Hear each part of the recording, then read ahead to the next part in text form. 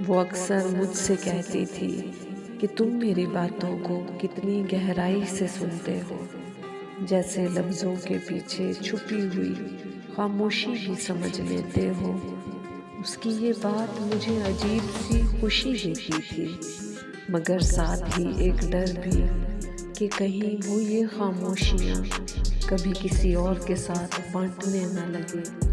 वो अक्सर कहती थी कि तुम्हारे साथ दिल हल्का हो जाता है, जैसे मैं अपने बोझ को उतार कर मुस्कुराना सीख लेती हूँ। मगर आज वो नहीं है और मैं सोचता हूँ कि शायद उसने सच कहा था। वाकई दिल हल्का हो जाता है, मगर जिसके साथ बोझ उतारा जाए, अगर वही चला जाए तो दिल फिर कभी भारी होने से हल्का नहीं होता।